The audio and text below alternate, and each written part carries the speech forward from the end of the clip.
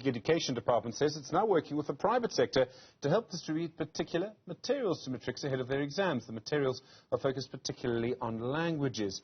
Elijah Mhlanga is the spokesperson for the Department of Basic Education. Elijah, good afternoon to you. What kind of material is being distributed here? How will it help matrics?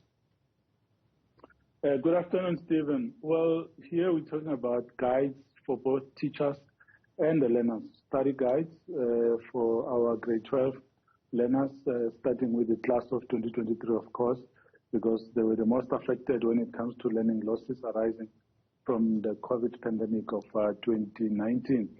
So ABOP has put together this material, which has been made available to our learners. Even those that are in grade 11 as well, they can use it, but it's all the official languages that are available in the curriculum.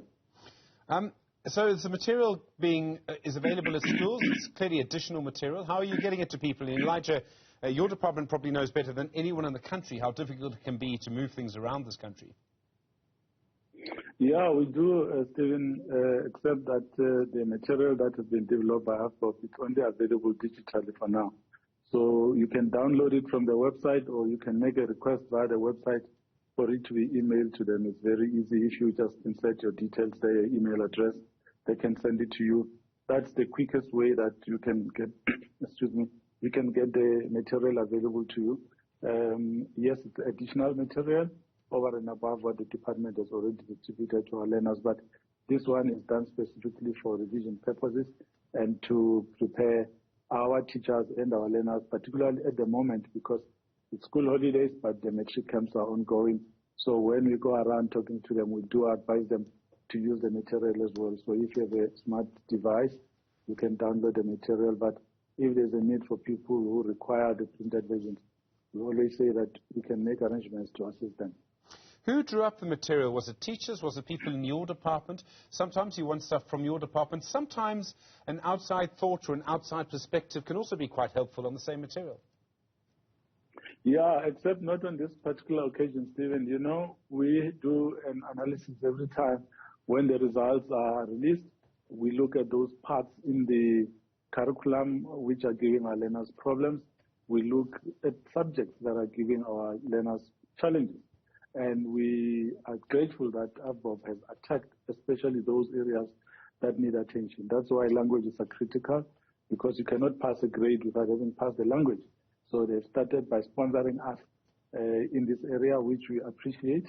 So the material itself was developed by our subject advisors, who are already conversant with the challenges that the sector is facing in terms of how the learners are responding to the answers, to the questions that they face in the exam room. So all this is research-based. It's targeted to assist learners where they face challenges. That's why we are very happy that this particular organization has come through to assist us. We hope others will follow through to assist the sector, because it's a large sector, and on its own, the department would take long to resolve all the challenges. So we are grateful that partners are responding to the call when we say education is a societal matter. You talk about languages and problems with languages, and sometimes people find it very difficult to actually study a second language. Sometimes people battle with their first language, and languages is a complicated issue for our country, and particularly in your department. Are there particular issues with language? Is it about learners who don't speak English at home, but are actually doing English first language? Yeah, that's one particular challenge that we picked up in the system. It's interesting that you have noted that as well, that you find some learners in our schools, particularly in the suburbs, who are taking English as home language, when in fact it is not their first language, and they struggle when it comes to passing it. But you also have those learners who speak the same language both at home and learn it at school, but still don't do well. So there are challenges in that regard. That's why if you look at the analysis, a province that will do well, it would have done very well in terms of this language. Take KZN, for example. They rose to the position they're in right now because they invested resources in making sure that isiZulu does well. Whenever a province goes down, look at the language pass rate first, and then you'll see that the challenges are there. So those are some of the issues that we're tackling. So we say to our learners, please take languages very seriously. the fact that you're able to converse in a language doesn't mean that you're competent in tackling it from a grammar perspective, from a comprehension perspective, and from all other aspects that are there in the curriculum. I sometimes think if we could do the matric English exam in TikTok, whatever language that is, Elijah, then I think people would be all right. That's a joke. You talk about camps, and we've discovered, I think, over the years, and this was one of those sort of things that we learnt when there were problems, I think, particularly around protests in communities. You'd take the children away with their parents' permission, and they would go into a camp. And those children, those learners, actually did very well. Are camps becoming more and more of a thing? Do we find that they actually work really well to bump up those matric marks? They really help to get the material into the heads of learners?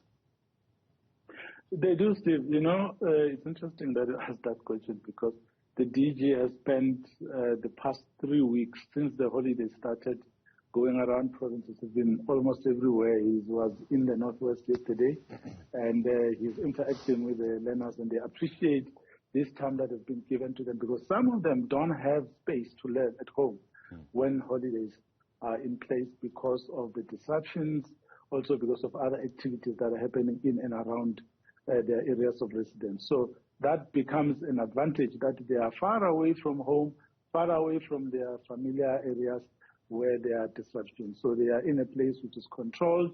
All they do there is learn, and they appreciate this, but also we see that the educators that are there, they also enjoy being in a different place, and also an opportunity where other teachers, other than the usual teachers, come through to the camps to assist in teaching their learners. So the environment is different, and it makes one to concentrate a little bit better because you are not in your usual space where you know where things are. And that helps somewhat in terms of your mindset and its preparedness to absorb that which you are being taught in that particular place. So yes, it's becoming a thing because it is assisting, and the results, we've been seeing a consistent improvement in terms of the pass rate in the last few years, and those are the years, if you check, where we have ramped up and intensified the use of camps to create additional tuition time for our learners. It's interesting. I mean, there's an interesting debate to have, Elijah, around what role the private sector should play in education. So you'll see many schools that have advertising for, one of the fried chicken franchises.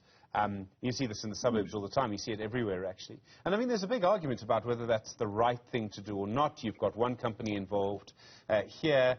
I can just see, one cell phone network wanting to, I don't know, sponsor physics or physical science, and another one wanting to sponsor geography, for example, because they've got a bigger network. I mean, you can just imagine. There are obviously limitations on what you'll allow, right?